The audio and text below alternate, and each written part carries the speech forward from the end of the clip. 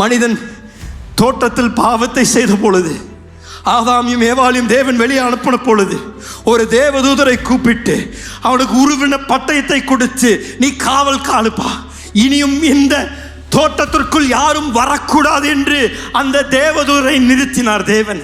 ஆனால் இயேசு சிலுவை மரத்தில் நமக்காக அவருடைய ரத்தத்தை சிந்தின பொழுது ஆண்டவர் நிச்சயம் அந்த தேவதூதனை பார்த்து சொல்லியிருப்பாரு, உன் வேலை முடிஞ்சதுப்பா, உன் பட்டயத்தை திருப்பி உள்ள போட்டு, ஏனென்றால் மீண்டும் வழி திறக்கப்பட்டிருக்கின்றது.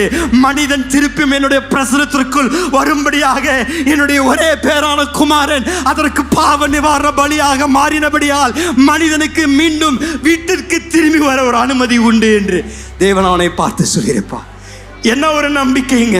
இன்றைக்கு நீங்களும் நான் இந்த பூமியில மரித்தோம் என்றால் நம்பிக்கை இல்லாம மரிப்பதில்லை.